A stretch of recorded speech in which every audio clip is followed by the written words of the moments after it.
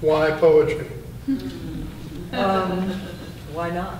I mean, I've been drawn to poetry since I was a child, and for me, I think I experience the world pretty strongly imagistically, and so that fits well with poetry. The other thing I love about poetry is that it is a way that expands the use of language. So in poetry, you break rules having to do with syntax. Use sounds in the poetry and combinations of words in ways that are not strictly narrative and that evoke an emotional sense that I think is greater than just telling somebody a story about something. I mean, I have nothing against stories, and stories are very powerful, but I think the use of metaphor and simile and novel structures in language really contribute to what poetry can give you. Wow. Okay, so how'd you start as a poet?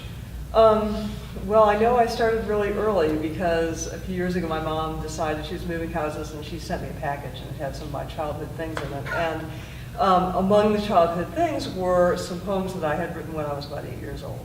Wow. I remember writing, I actually remember writing when I was like in junior high and stuff and through college. And there was a period in my 20s where I didn't write so much and then I came back to it. And, it's something that's been almost a continual thread in my life. Wow. Do you remember, or can you recite any of your 8-year-old poems? Put you on the spot? Or even just a topic? There was one about dinosaurs. Excellent. There's a really cute one about dinosaurs. I thought it was rather charming when I read it. I was like, oh, that's kind of nice. What's your favorite dinosaur? I like the Stegosaurus. Oh, yeah. Yeah, I like the plates on the back. It's really kind of cool.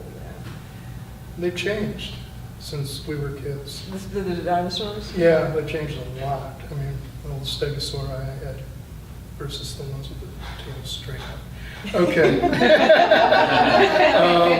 What does poetry do for you? I mean, you kind of mentioned it, but... As a reader or a writer? Oh, let's do a two-part question.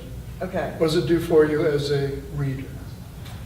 For me as a reader, poetry opens up new worlds. And I mean, I'm a great reader anyway. I love to read fiction and nonfiction. But poetry, in particular, the thing that I love is the surprise and the awareness that poetry brings me. I love the way that it'll ring in my ears, or there'll be some sudden shift that occurs in a poem that wakes me up to something that's been there all along, and that, it's like, but I just, and when I read it, it's like, of course it's that way. It seems naturally in the world that that's the way a person should express it, and I've never seen it expressed that way before. So it just it wakes me up to the world and makes me feel like there are other voices that can resonate with me. Beautiful. So who are some of those voices? There are a lot of voices. So I like Adrienne Rich. Like some early ones here for me are like Sylvia Plath. I love Elizabeth Bishop. Yes. Oh, so gorgeous. Like Gertrude Stein. I like William Carlos Williams. There are just a lot. Phil Levine is wonderful. Yeah. I mean, Our homeboy. Yes. So I mean, there are just so many. Here's one that's more kind of recent, local. Gloria Guerrero. Okay. Incredible poet. She's now the poet laureate of San Antonio. Did she teach at UTSA?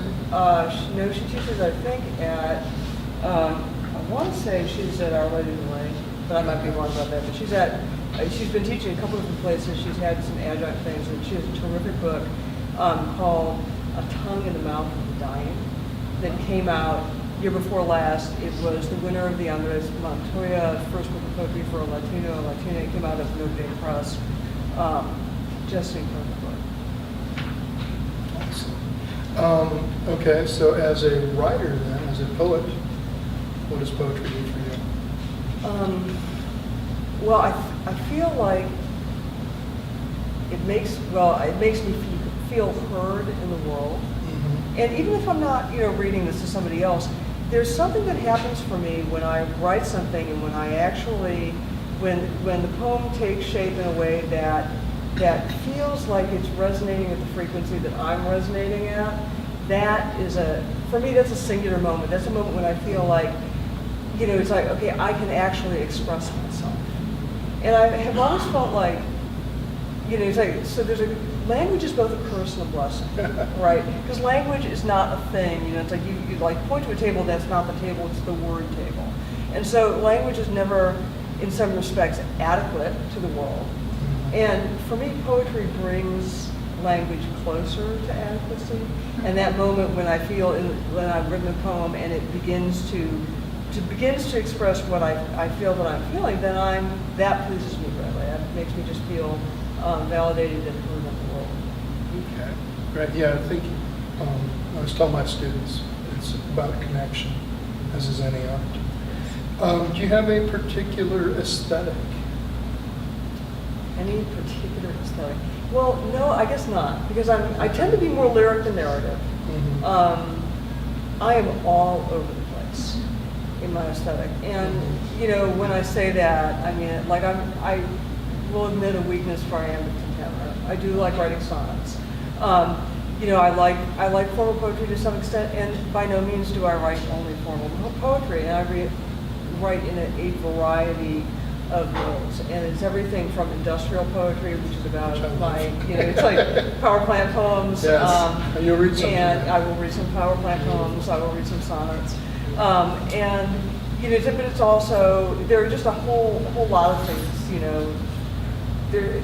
Things in nature touch me. Things about what it means to be a human being and struggling with, it's like being in a world where there is illness and death, or being, it's like the challenges of life. Those things are interesting to me.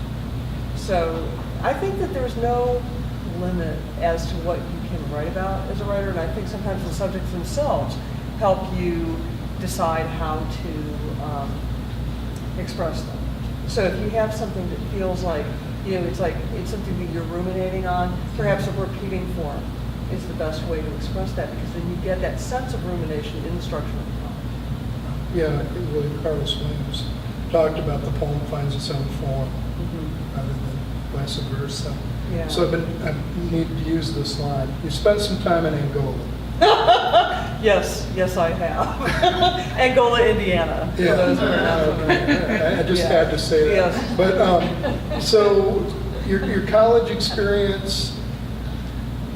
Well, I wanted to use the line, but along with that, I had to. Which Angola is like 45 minutes from cold water. Okay. Yeah. Okay. But you don't see, how do you come to poetry? You don't seem to have come through an academic channel, but more of a community channel. Is that correct? Or? Well, it's kind of correct. I mean, I have an undergraduate degree in English, so that there's but I had a sum total of one creative writing class during my English career. Still college. So I mean, it wasn't Your main entree. It was not my main entree, although I did write, and I actually won some poetry contests when I was in college, and I published a little bit, but it was that thing about it was interesting to me, and I enjoyed doing it on my own, but it was not a strong focus of my studies. I've had it's like very little. I had like one postgraduate class so far, and I took that about 2 years ago. So it's mostly been through the community poetry scene, and there are a lot of great resources in our community. We're really fortunate. And people like Scott Wiggerman, terrific teachers, and of course yourself, the whole thing that goes on at ACC. I remember auditing classes with Susan Bright. Oh, excellent. Yeah. Years ago when I first moved to Austin. That was a terrific resource. And there are just, a lot of different ways that you can be exposed to. I've got to ask, where did you take your post-grad class? University of Iowa. Oh. Online. There's an online Wow.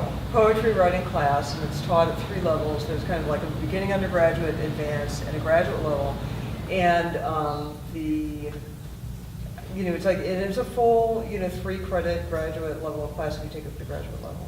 From Iowa. And from Iowa, so I have, That's that's pretty cool, and I really enjoyed it. I felt like I learned a lot out of it, and I really enjoyed having some of the feedback that you get in a class like that. It's really good. Not so much classroom interaction, that was failing, but I'm going to contrast that with something I did last year, which is from Coursera. There's something called ModPo. It's a modern poetry course. It's absolutely free.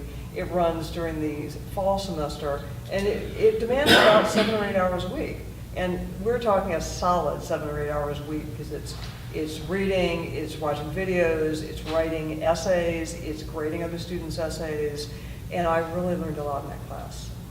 Just a terrific reintroduction to some of the voices that I already knew. I was already somewhat familiar with Emily Dickinson and Gertrude Stein and William McConnell Williams, but there were many nuances to which I had not yet been exposed, and that was a wonderful treatment. So I would encourage anyone to look that up. Has it affected your writing? I think it has. I mean, I think that every time I take a class, or even, it's like I go to something like AWP, the Associated Writers and Writing Programs Conference, the things that I learned there offer me more choices, more opportunities in my writing. It's as if I can see doors that were already there, but I just couldn't recognize them. So it definitely makes me think differently about what possibilities there are. Well, I've got just a couple more questions. Sure. So you mentioned Scott Wigerman, and I just found out a minute ago that you're not reading for the Texas Poetry Calendar this last year, but you've done a lot with Dos Gatos Press, the Texas Poetry Calendar. I know a lot of you have submitted to, but it's very well distributed across Texas.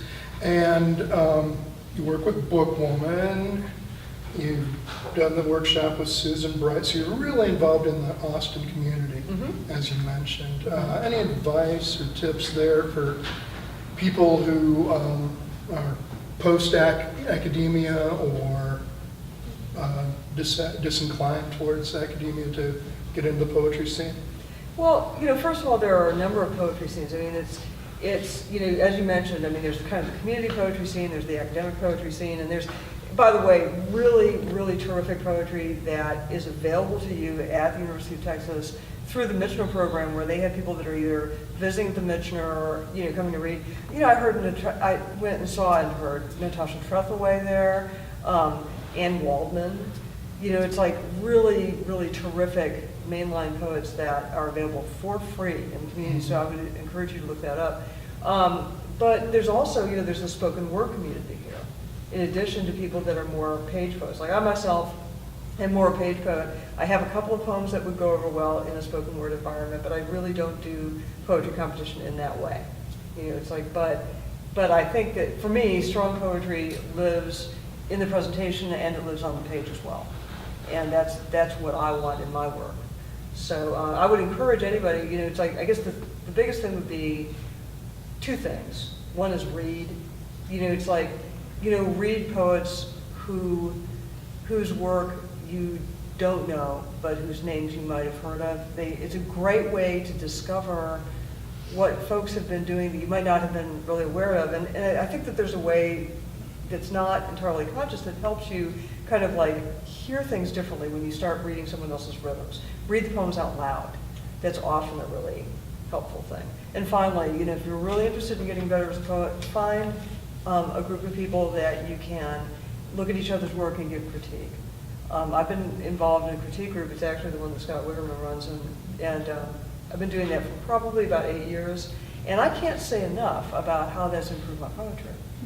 Because after a while, there are things, we all, have our weaknesses and our strengths, and after a while, I have started to have the voices of the group in my head as I'm editing my own poetry, and it's incredibly powerful, because it's like, oh, look, there's an on-ramp, something where I'm kind of like warming up to the poem, but it's not really the poem yet, so. But anyways, it's really lovely to have that experience, and if you can get into a group where they'll give you constructive criticism, it's a very powerful way to improve. Well, I think I want to get out of the way Okay. and let the poetry flow.